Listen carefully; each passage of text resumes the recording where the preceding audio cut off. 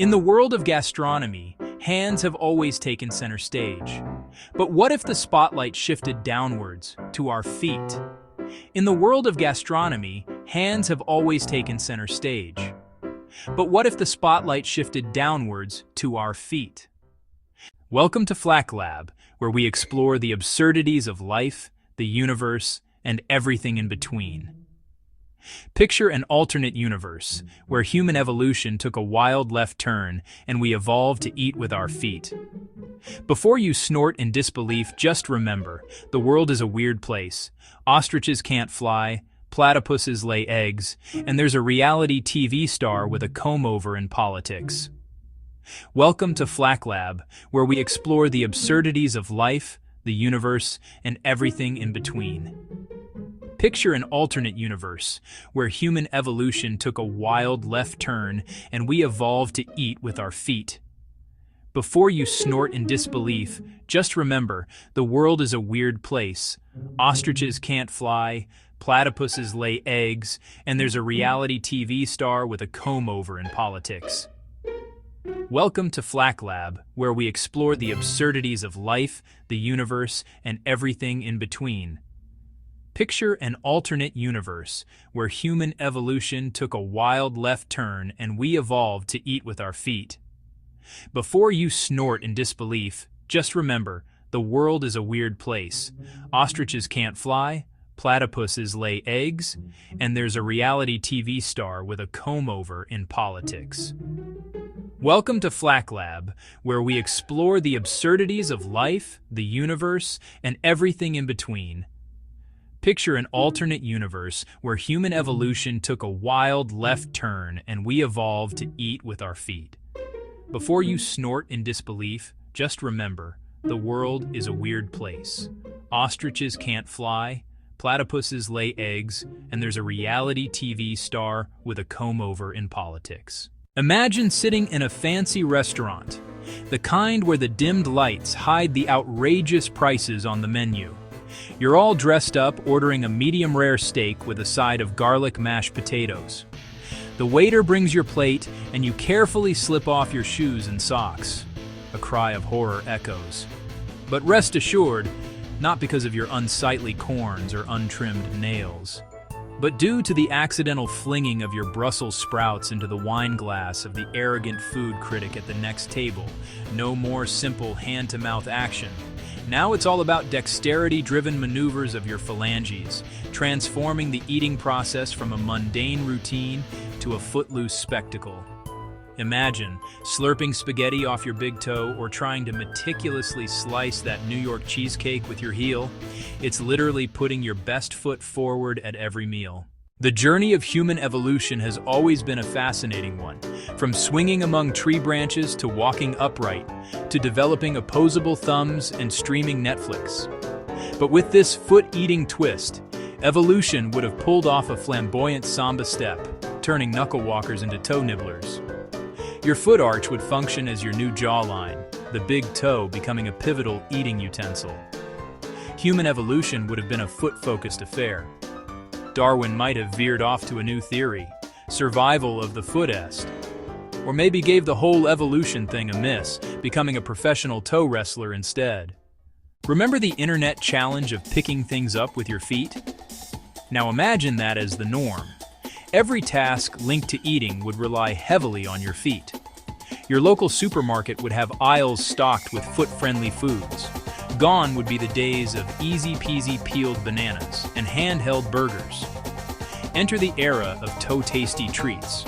Foot-long hot dogs would finally live up to their name. In the realm of sports, foot golf would be more popular than golf. Why putter around when you could simply toe-kick your burger into your mouth?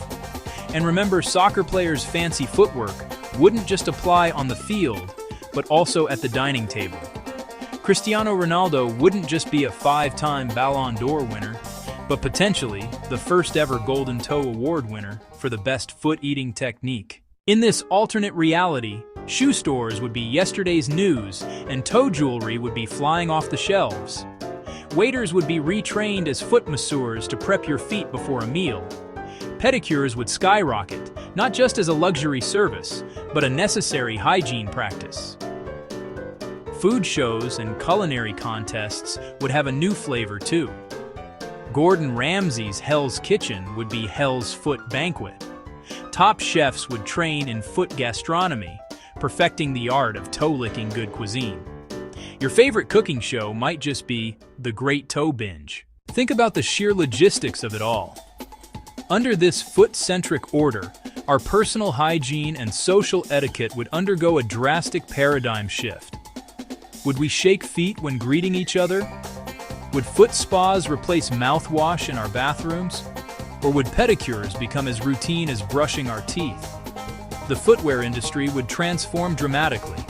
If your feet were your new meal ticket, you'd want to make sure they were protected and pampered. Gone would be the conventional shoes that restrict movement. We'd see an explosion in the popularity of toe-separating shoes, foot gloves, and protective toe caps. Sneaker culture would become a relic of the past, replaced by the latest trends in foot-eating accessories. Moreover, our houses would be designed differently. No more high kitchen counters or tall dining tables. Instead, low-level furniture would become the norm, with the footrest taking on a whole new level of importance. Living rooms would be fitted with floor-level dining areas, and we'd have custom footboards instead of headboards in our bedrooms. The culinary world would be thrown into a tailspin. Chefs across the globe would have to rethink their cooking methods and the way they present their dishes. You could forget about using chopsticks or skewers. Foot-friendly utensils would be the name of the game. Think toe-operated can openers, foot-fitted spatulas, and heel-driven mixers. And the cooking shows. Competitive cooking would take on a whole new meaning as contestants would have to demonstrate dexterity, not just in their recipe selection, but also in their footwork. Food itself would evolve to be more foot-friendly. Hard-shell tacos? A recipe for disaster. But soft, malleable foods like mashed potatoes, pasta, or rice dishes would become popular. Food texture would be a critical consideration. Nothing too slippery or too sticky. Delicacies would be bite-sized, or should we say, toe-sized. Food itself would evolve to be more foot-friendly. Hard-shell tacos? A recipe for disaster. But soft, malleable foods like mashed potatoes, pasta, or rice dishes would become popular. Food texture would be a critical consideration. Nothing too slippery or too sticky. Delicacies would be bite-sized, or should we say, toe-sized. Daily life would be a series of foot-centric tasks. From foot-operated car pedals to feet-friendly gym equipment, every aspect of life would adapt to this new normal. Jobs would depend heavily on foot dexterity. Typists would become toe tappers, painters would become toe dabbers, and even surgeons would have to have a good foot hand. The glamorous world of fashion would also be affected. Runway models would be prized for their footwork rather than their catwalk. The new supermodels would be those who can balance a tray full of champagne flutes on their feet while sashaying down the ramp. Cultural norms would also shift. Foot tattoos might replace lipstick shades as a form of self-expression, and the societal view of feet would change drastically. No longer would they be hidden away or considered unclean. Instead, they would be celebrated, adorned, and displayed with pride. In conclusion, if humans had to eat with their feet, our world would be fundamentally different. From our daily routines to our societal norms, everything would be turned upside down, making for a humorous and intriguing spectacle. It is a fascinating, albeit bizarre, thought experiment that makes us appreciate the quirks of our evolution even more. When we consider the possibility of humans eating with their feet, we must also contemplate the revolutionary changes this would bring to cooking and dining etiquette. Traditional utensils would be replaced by foot-friendly devices. Imagine peeling a banana with your toes, or slicing a steak with a specially designed foot knife. Your favorite recipes would need to be adapted for feet use, which could result in some creative, albeit peculiar, culinary innovations. Picture a fluffy pancake stack that you need to disassemble using your toes before eating. Or perhaps visualize a sushi roll designed to be perfectly balanced on your ankle, ready to be nibbled at leisure. In the world of baking, the art of kneading dough could take on an entirely new meaning. Bakers might become renowned for their foot-folding technique, with customers lining up for a taste of foot-kneaded bread, touted for its unique texture and taste. Moving on to the dining table, our current etiquette might seem obsolete. No longer would our mothers reprimand us for putting our feet on the table. In fact, it would be encouraged. The phrase, "Please keep your feet on the table," might become the norm in polite society. Your foot's dexterity would be the topic of admiration or mockery at social gatherings. A clumsy foot could be as embarrassing as bad table manners today. The ability to twirl spaghetti elegantly around your toes might be considered the height of sophistication. Dining out would also be a markedly different experience. Foot-friendly would become a common restaurant rating, indicating the ease of eating with feet at the establishment. Waitstaff might become proficient in foot massages as an added service, relaxing your eating tools before a meal. And what about wine tastings? The sommelier's job would become even more complex, needing to consider not just the flavor and aroma of the wines, but also how easy they are to drink using your feet. Think about sports and leisure activities. Eating with feet would bring about vast changes here too. Tailgate parties would take on a whole new dynamic. Imagine trying to balance a hot dog on your foot while maintaining a conversation about the game. Going to the movies would also need some rethinking. Popcorn would require a complete redesign to become foot-friendly. Perhaps we'd see the advent of popcorn slippers, where each toe could be used to individually pick up and eat a kernel. Even traveling would change. Airlines would have to adapt their in-flight meals to be foot-friendly.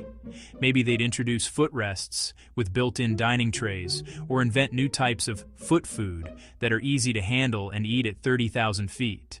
Social norms and etiquette would undergo a dramatic transformation in a world where humans eat with their feet. The phrase, "mind your manners," would take on a whole new meaning. Table manners would be a complex ballet of foot movements, with an emphasis on nimble toes and clean toenails. Shoes at the dinner table would be considered incredibly rude, akin to wearing a hat indoors today. Foot hygiene would become as important as hand hygiene is in our current world.